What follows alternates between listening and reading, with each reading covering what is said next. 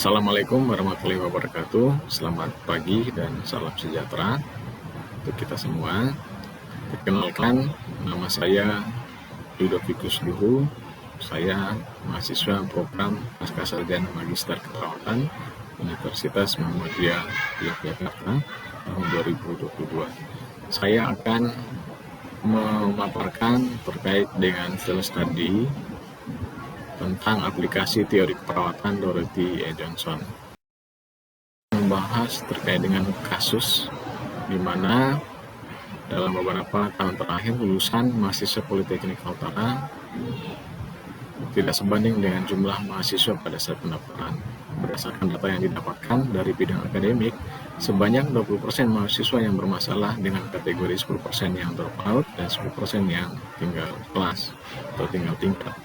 Menurut bagian akademik, penyebab dari masalah tersebut adalah pertama, mahasiswa kesulitan menyesuaikan diri untuk mengejar ketertinggalan dari beberapa mata kuliah. Yang kedua, ketidakmampuan menyelesaikan praktek kerja klinik. Dan yang ketiga, kurangnya motivasi mahasiswa untuk menyelesaikan masalah.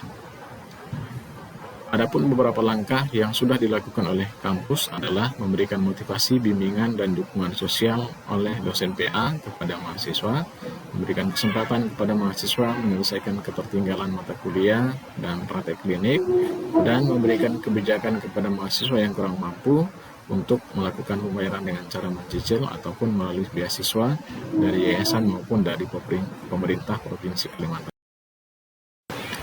Berikut saya akan menjelaskan teori keperawatan yang menurut saya sesuai dengan kasus di atas, yaitu teori keperawatan menurut Dorothy Johnson tentang behavior system. Nah, di dalam teori ini dijelaskan bahwa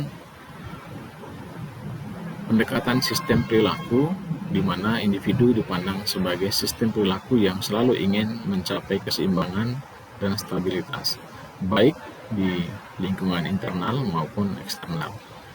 Juga dalam teori ini menjelaskan bahwa individu memiliki keinginan dalam mengatur dan menyesuaikan diri dari pengaruh yang ditimbulkan. Dari kasus dan teori, saya bisa menganalisis gap berdasarkan teori Dorothy E. Johnson. Untuk faktor lingkungan internal yang menjadi penyebab mahasiswa drop out atau tinggal tingkat adalah pertama, mahasiswa kesulitan menyesuaikan diri untuk mengejar ketertinggalan dari beberapa mata kuliah. Yang kedua, ketidakmampuan menyelesaikan praktek kerja klinik. Dan yang ketiga, kurangnya motivasi mahasiswa untuk menyelesaikan masalah. Berdasarkan faktor lingkungan internal ini, maka saya mendapatkan pemecahan masalah menurut teori keperawatan Dorothy Johnson dari lingkungan internal yang juga sudah dilakukan oleh Politeknik Kaltara. Yang pertama, meningkatkan motivasi mahasiswa untuk meningkatkan kinerja akademik yang tinggi. Nah, ini sesuai dengan penelitian yang dilakukan oleh Hamzah M. Abdul Ghani tahun 2014 dalam jurnal Medical Teacher Taylor and Francis Online. Selain itu juga, dengan pengaturan diri yang baik, maka tentu akan berdampak pada motivasi siswa untuk belajar dengan baik. Ketika seorang mahasiswa mengatur dirinya dengan baik, maka tentu nanti akan berdampak baik pada prestasi siswa. Ini juga didukung oleh teorinya Tantri dan kawan-kawan tahun 2020 dalam International Journal of Evaluation and Research in Education. Masalah faktor lingkungan internal juga menurut Johnson, faktor lingkungan eksternal juga bisa mempengaruhi perilaku seseorang. Yaitu yang pertama, pembayaran uang perkuliahan yang tinggi itu bisa menyebabkan, ya, dalam kasus ini menyebabkan mahasiswa yang bersangkutan tidak melanjutkan perkuliahannya. Yang kedua, bisa jadi karena pelaksanaan model kegiatan pembelajaran yang menggunakan model ceramah dan diskusi itu membuat mahasiswa merasa bosan sehingga tidak punya motivasi untuk belajar.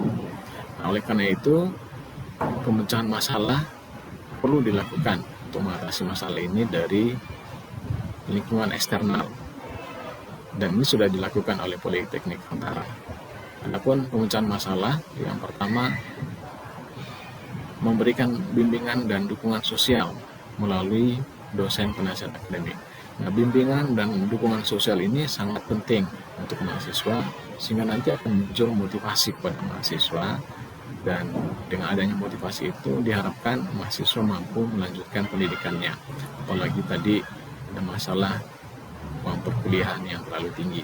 Dengan dukungan sosial diharapkan bisa meningkatkan kepercayaan dirinya untuk bisa melanjutkan pendidikannya. Ini sesuai dengan teori dari Gili melalui penelitian yang dilakukannya yang ada dalam jurnal Handbook Science Direct 2018. Yang kedua adalah melaksanakan kegiatan pembelajaran yang menyenangkan. Nah, dengan kegiatan pembelajaran yang menyenangkan, diharapkan nanti mahasiswa mampu menumbuhkan motivasinya sehingga dia bisa meraih prestasi belajar yang baik. Nah, pembelajaran yang menyenangkan, pembelajaran yang berkualitas nanti akan berdampak pada prestasi belajar mahasiswa. Nah, sehingga nanti dia tidak mengalami ketertinggalan dari mata kuliahnya. Nah, ini sesuai dengan penelitian yang dilakukan oleh Sophia dan Eta Mamang Sangaji tahun 2019 dalam jurnal ilmu pendidikan. Itu beberapa hal yang bisa saya sampaikan terkait dengan aplikasi teori perawatan Dorothy Johnson yang bisa diterapkan dalam kehidupan perkampus, di kampus atau dalam kehidupan sehari-hari. Demikian yang bisa saya sampaikan. Mohon maaf kalau ada yang kurang berkenan. Selamat pagi. Wassalamualaikum.